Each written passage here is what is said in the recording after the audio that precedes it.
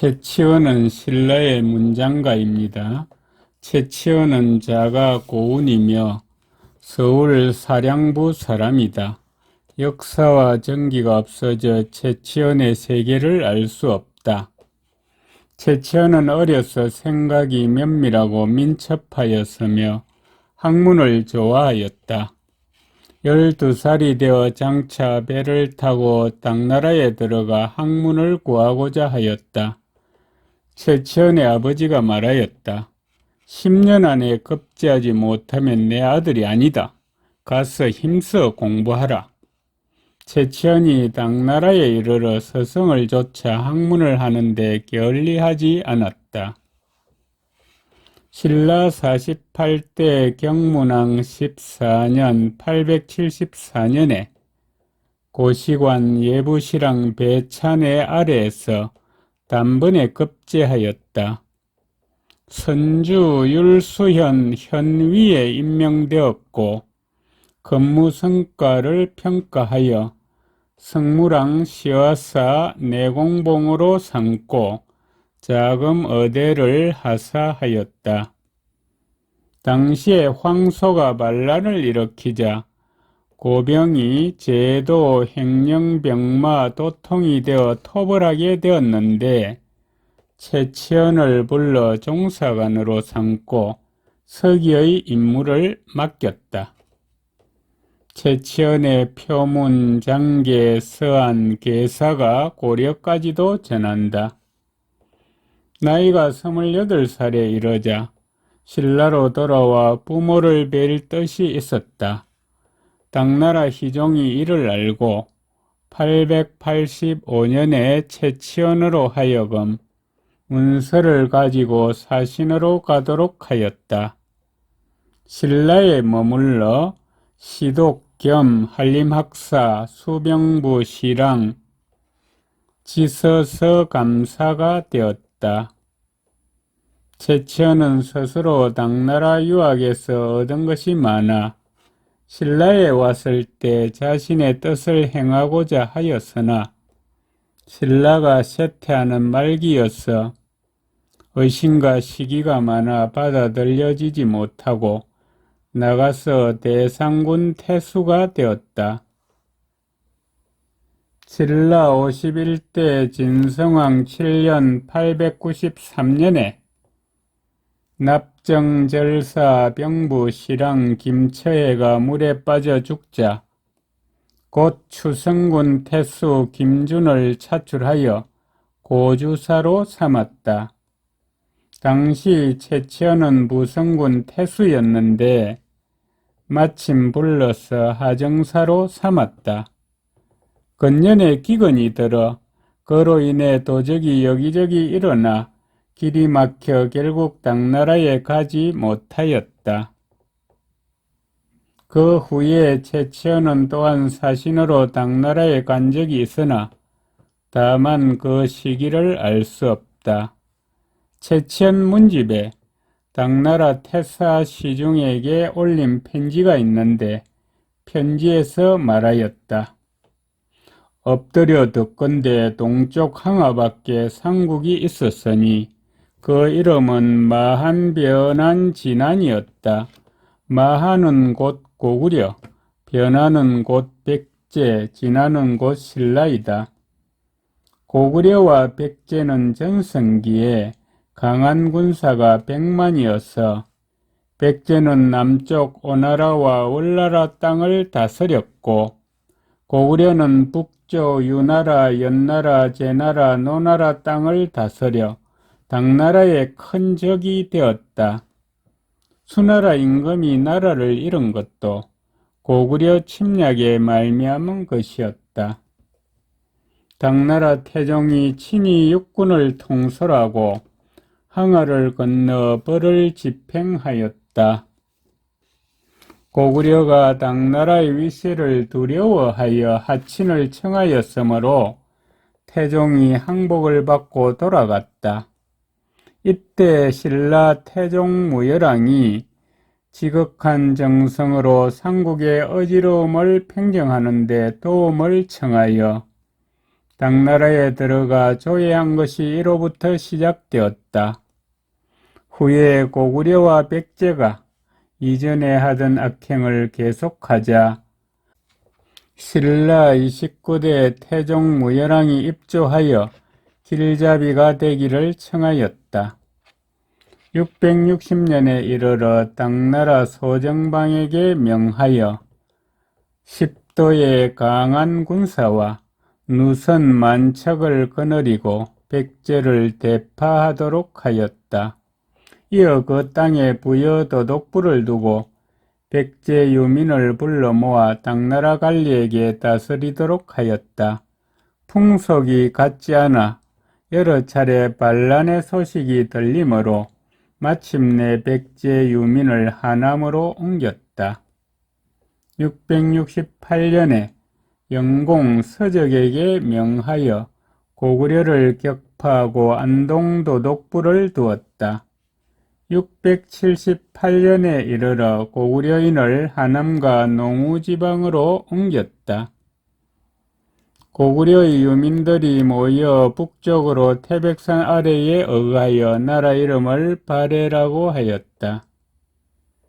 732년에 바레가 당나라의 조정을 원망하여 군사를 거느리고 등주를 갑자기 습격하여 자사 위준을 살해하였다.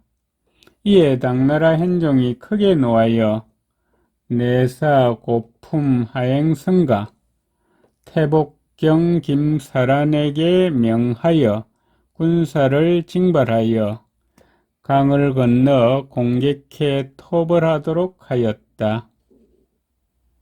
이에 신라 33대 성덕왕에게 간작을 더하여 정태위 지절 충령해 군사 계림주 대도독으로 삼았다.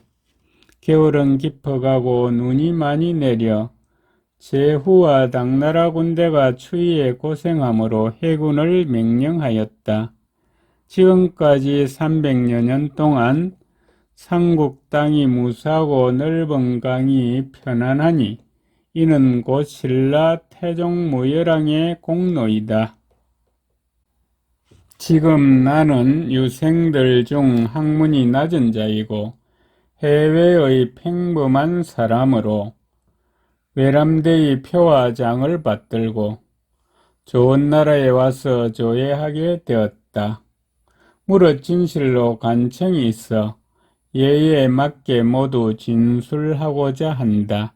엎드려 보건대 817년에 신라왕자 김장염이 바람에 떠밀려 명주 해안에 이르렀을 때 절동의 어느 관리가 호송하여 당나라의 서울에 들어갔다. 882년에 입조사 김직량은 반란이 일어나 도로가 통하지 않아서 결국 초주 해안에서 여기저기 헤매다가 양주에 이르러 당나라 희종의 수레가 촉지방에 행차한 것을 알았다.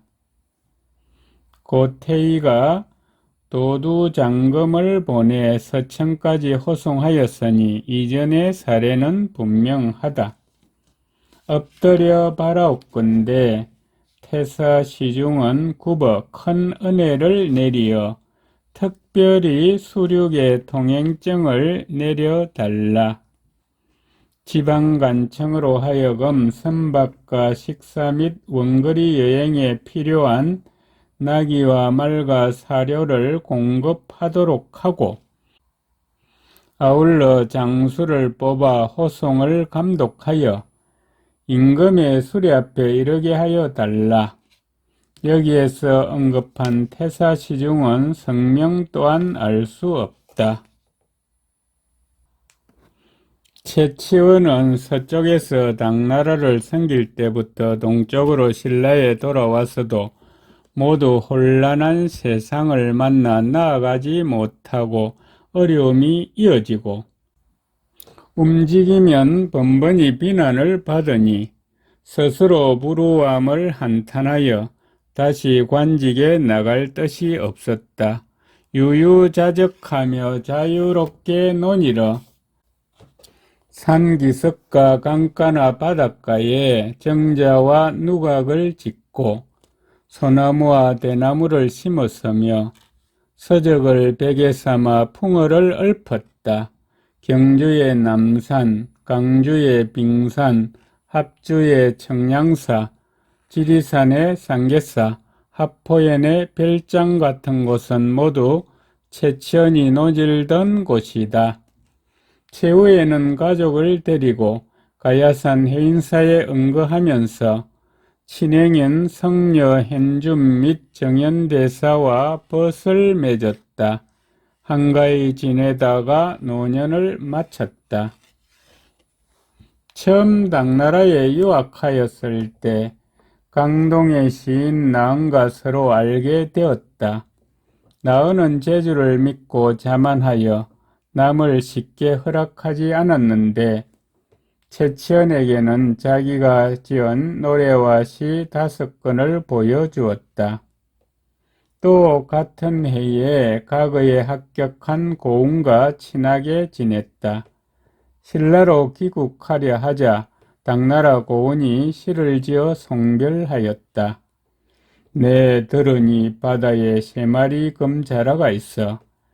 금자라 머리에 이고 있는 산 높고도 높구나. 산 위에는 구슬과 보배로 장식된 궁궐의 황금전이 있고 산 아래는 천리만리의 큰 파도가 치네.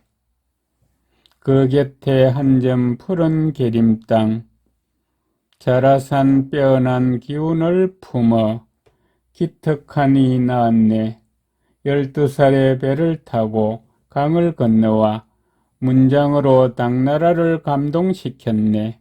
18살에 전사원에서 거리낌 없어 한 하사를 쏘아 검문책을 깨뜨렸네. 신당서 예문지에 채치원의 사륙집 한 권, 겸필경 서무건이라고 하였고 신당서 예문지 주에서 채치원은 신라 사람으로 빈공가에 급제하여 고병의 종사관이 되었다라고 하였다. 그의 이름이 당나라에 알려짐이 이와 같았다. 또 문집 30권이 있으며 세상에 전하고 있다.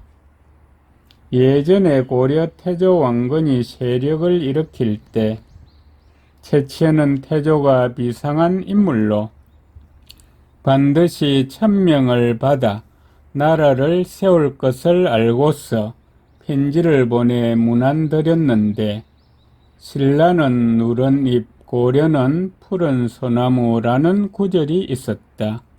그 문인들이 국초의 임금을 찾아뵈니 벼슬이 높은 간직에 이른 자가 한둘이 아니었다. 고려 8대 현종이 왕위에 있을 때 채치원이 태조의 왕업을 몰래 도왔으니 공을 잊을 수 없다고 하여 명을 내려 내사령을 추정하였다. 현종 14년 1023년 2월에 시호를 추정하여 문창후라고 하였다.